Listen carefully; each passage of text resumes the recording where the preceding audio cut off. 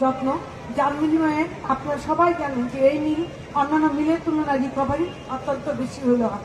এবং আপনারা জানেন যে আখের রিকভারি যত বেশি হলে হবে, আমাদের এই চিনি কলগুলি তত লাভজনকভাবে আমাদের পরিচালনা করা সম্ভব হবে।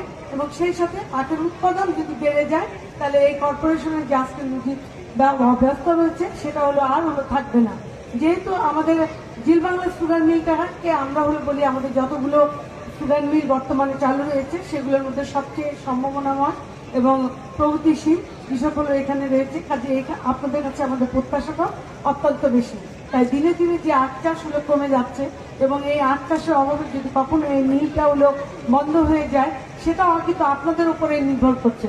অর্থাৎ এই কর্পোরেশনের আপনাদের এই মিলের ভবিষ্যৎ সম্পূর্ণ আপনাদের হাতেই নির্ভর করছে। আপনারা জানেন যে মারাইকল একটা আমাদের আখ মিলের সরবরাহের পথে প্রতিবন্ধকতার সৃষ্টি করে। আমরা এবার জানেন যে প্রতিবারই পুলিশ প্রশাসনের সহায়তা, তারা আমাদেরকে যথেষ্ট সহায়তা করেন। এখানে যিনি আছেন উনি গত 2 বছর ধরে এখানে কর্মরত, তিনি এটা আরো ভালো জানেন এবং যারা কর্মকর্তা কর্মচারী রয়েছেন তারা তার সাথে অত্যন্ত সহযোগিতা পেয়েছেন, সেটা আমরা বিশ্বাস করি। এবং আপনারা জানেন যে আমি শুধু আপনাদেরকে একটা তথ্য জানাই যে মারাইকলে 1 মেট্রিক টন গুড় তৈরি করতে 13.33 মেট্রিক টন আখ উৎপন্ন হয়, যার মূল্য প্রতিদিন গড়ে 6,250 টাকা মেট্রিক টন ধরলে 83,333 টাকা।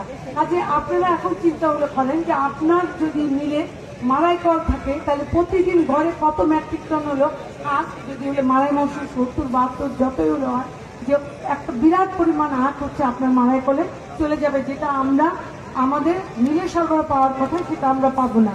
এটার দায়িত্ব যেমন আপনাদের তেমনি আমাদের প্রশাসনের সকলের, কারণ দেশ আমাদের কাছে সবার চেয়ে বড়। কাজে দেশের সম্পদ আমাদের সকলের সম্পদ। আপনারা সবাই এই বিষয়ে তৎপর হবেন, এটা আমি বিশ্বাস করি। মারাইকল যদি না থাকে তাহলে কি হবে? এবং এই সুগার মিলটি যে এখনো চালু রয়েছে তার জন্য বাংলাদেশ চিনি ও খাদ্য শিল্প কর্পোরেশনের পক্ষ থেকে এই এলাকাবাসী এবং এই যে চাষি যারা রয়েছে তাদের প্রতি আমরা গভীর কৃতজ্ঞতা প্রকাশ করছি। মূলত চাষিরাই আমাদের প্রাণ। আখ যদি উৎপন্ন না হয় তাহলে আমরা একমত চিনিও উৎপাদন করতে পারব। আপনাদের এই সাহায্য সহযোগিতা আমাদেরকে অনুপ্রেরণা যোগায়। আজকে আমরা খুবই আনন্দিত যে এখানে দলমত নির্বিশেষে সকল রাজনৈতিক দলের নেতৃবৃন্দ আমাদের আহ্বানে সাড়া দিয়ে এসেছেন। আমরা তাদের প্রতি আবারও গভীর কৃতজ্ঞতা প্রকাশ করছি। এই যে চিনি শিল্প, এই চিনি শিল্পের ভবিষ্যৎ